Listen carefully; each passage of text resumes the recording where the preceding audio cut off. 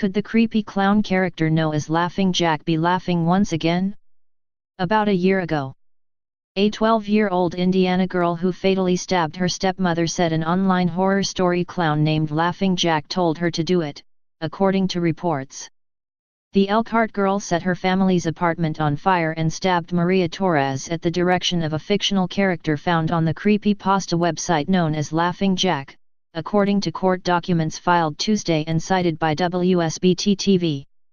The admission by the girl, who has been declared incompetent to stand trial in the July killing, comes after two Wisconsin girls said they tried to kill their friend in May 2014 to please a different character from the fan-created horror story collections named Slender Man.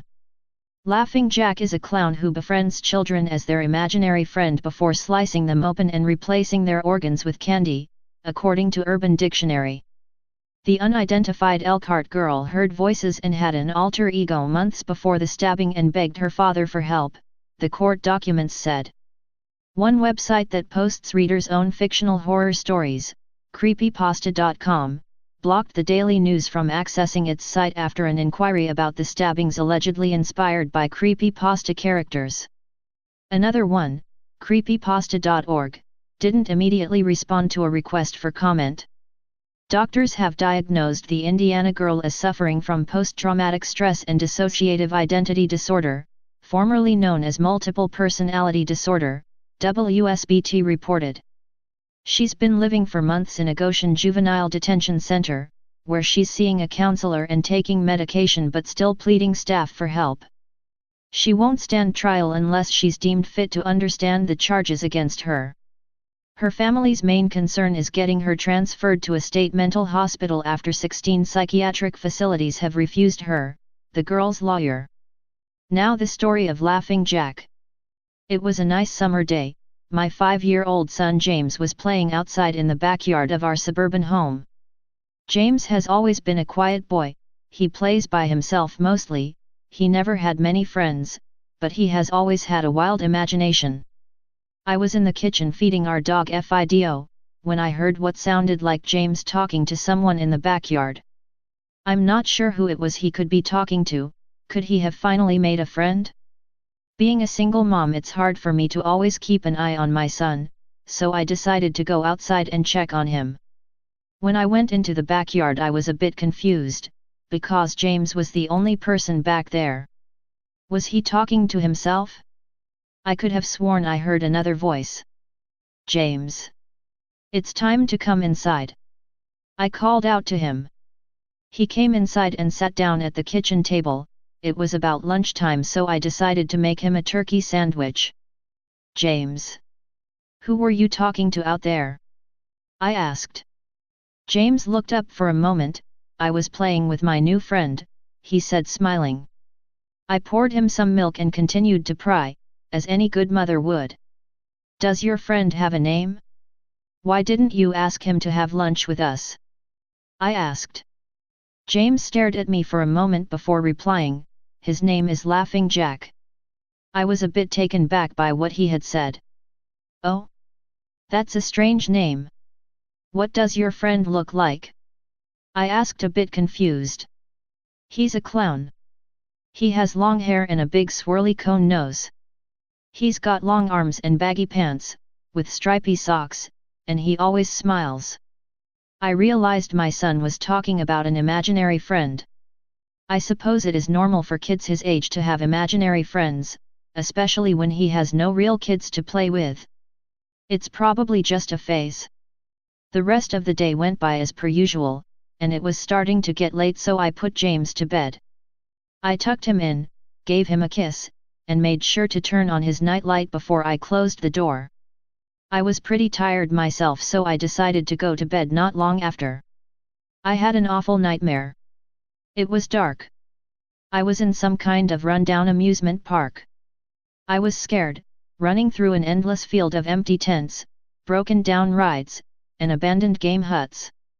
The whole place had a horrible look to it.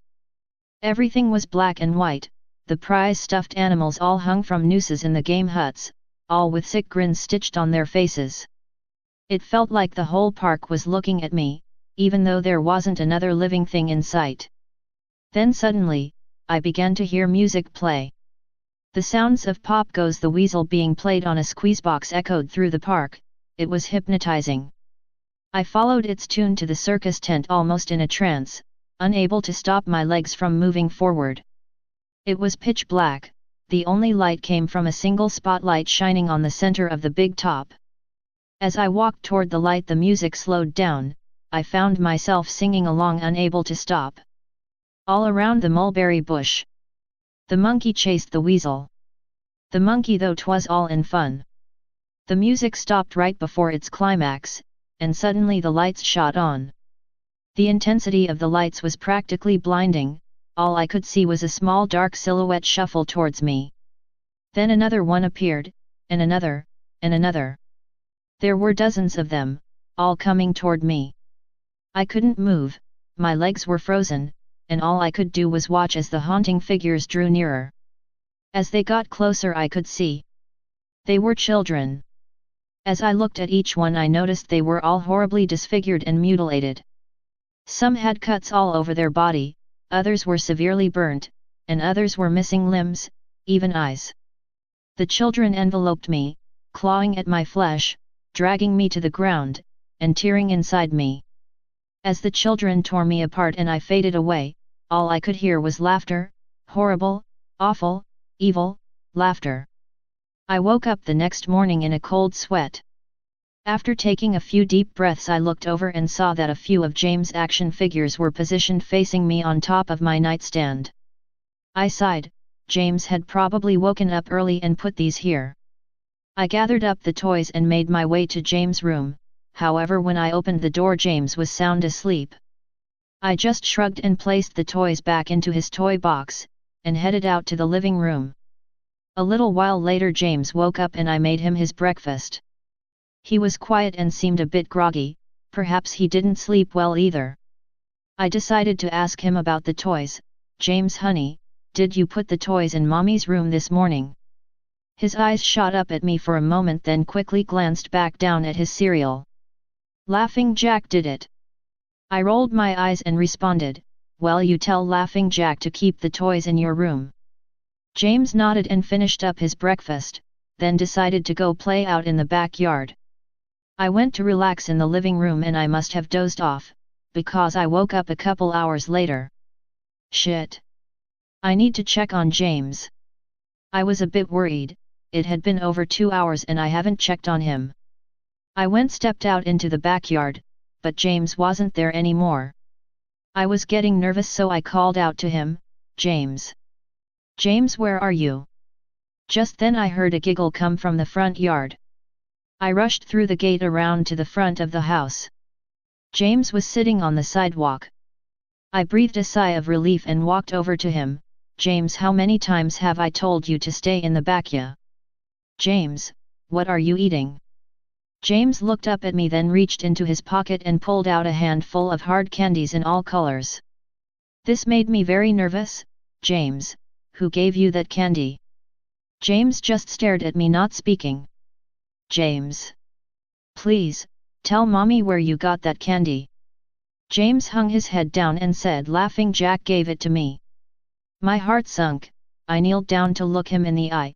James, I've had enough of this damn Laughing Jack thing. He is not real. Now this is a very serious situation and I need to know who gave you the candy. I could see my son's eyes tear up. But Mama, Laughing Jack did give me the candy. I closed my eyes and took a deep breath. James has never lied to me, but what he's telling me is impossible. I make him spit out the candy and I throw the rest away. James appears to be fine. Maybe I'm just overreacting. After all, he could have gotten it from Tom and Linda from next door, or Mr. Walker down the street. Either way, I'm going to have to keep a closer eye on James. That night I put James to bed as usual, and decided to go to bed early myself. Suddenly I was woken up by a loud bang coming from the kitchen. I sprung out of bed and hurried down the stairs. When I got to the kitchen I was horrified. Everything on the counters had been thrown on the floor, and our dog Fido hung dead from the light fixture. His stomach was cut open and stuffed with candy, the same type that James was eating earlier that day. My shock was quickly broken by a sharp scream coming from James' room followed by loud crashes. I quickly grabbed a knife from the drawer and moved up the stairs with the speed that only a mother whose child is in danger could have. I burst through the door and flicked on the lights. Everything in the room was knocked over and tossed on the floor, my poor son in his bed crying and shaking with fear, a pool of urine staining the sheets. I scooped my child up and ran out of the house and went next door to Tom and Linda's house. Luckily they were still awake. They let me use their phone and I called the police. It didn't take them long to arrive, and I explained what had happened. They looked at me as if I were crazy. They searched the house, but all they found was a dead dog and 2 trashed rooms. The officer told me that someone had probably gotten into the house and done this right before making a quick escape when they heard me coming up the stairs. I knew it wasn't true. All the doors were locked and none of the windows were open. Whatever was in my house didn't come from outside. The next day James stayed inside. I didn't want him to leave my sight. I went into the garage and found his old baby monitor and set it up in his room. If anything comes into his room tonight, I was going to be able to hear it. I went to the kitchen and grabbed the largest knife from the drawer and put it on my nightstand. Imaginary friend or not, I'm not letting anything hurt my little boy. Soon enough night came. I put James to bed. He was afraid, but I promised him that I wasn't going to let anything happen to him. I tucked him in, gave him a kiss, and turned on the night light. Before closing the door I whispered to him, "Good night James, I love you." I tried to stay up as long as I could, but after a few hours I felt myself drifting off. My baby would be safe for the night and I needed to sleep. Just as I lay my head on the pillow I heard a soft noise come from the baby monitor I had put on my nightstand. At first it sounded like interference, like the kind a radio would make. Then it turned into a soft moan. Was James asleep? Then I heard it, the laugh from my nightmare, that horrible laugh. I sprung up from bed and grabbed the knife from under my pillow. I rushed over to James' room and creaked the door open. I tried the light switch but it wouldn't come on. I took a step in and I could feel the warm thick liquid on my feet. Suddenly James' nightlight came on and I could see the absolute horror laid out in front of me. James' body was nailed up on the wall, the nails piercing through his hands and feet. His chest was cut wide open and his organs hung down to the floor. His eyes and tongue had been removed along with most of his teeth. I was disgusted. I could hardly believe this was my baby boy. Then I heard it again, the soft desperate moan. James was still alive. My baby, my poor baby, in so much pain, barely clinging to life.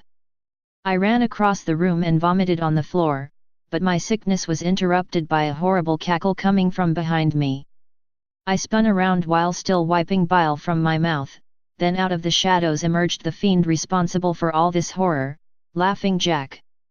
His ghost white skin and matted black hair hung down to his shoulders. He had piercing white eyes surrounded by dark black rings. His twisted smile revealed a row of sharp jagged teeth, and his skin didn't look like skin at all, it almost looked like rubber or plastic. He wore a patchy, black and white clown outfit with striped sleeved and socks. His body itself was grotesque, his long arms hanging down past his waist and the way he was poised made him look almost boneless, like a rag doll. He let out a sickening laugh as if to let me know he was pleased with my reaction to his work. He then turned around slowly in front of James and began to laugh even more at the horrific sight he has laid out. That was enough to shake me from my terror. I snapped, "Get away from him, you bastard!" I rushed at the monster raising the knife above my head, and stabbed down at him, but as soon as the knife touched him he disappeared in a cloud of black smoke. The knife passed right through and pierced James' still beating heart, splashing the warm blood on my face. No, what have I done? My baby, I killed my baby. I immediately fell to my knees, and I could hear sirens in the distance growing louder. My boy, my sweet baby boy. I promised mommy would protect you. But I failed. I'm sorry, James. I'm so sorry. Police soon arrived to find me in front of my son, still wielding the knife covered in my baby's blood. The trial was short, insanity. I was placed in the Fyropolos house for the criminally insane, where I have been for the past 2 months. It's not so bad here, the only reason I'm awake now is because someone is playing Pop Goes the Weasel outside my window. I'll talk to the orderlies about it in the morning. Stay paranoid, my friends.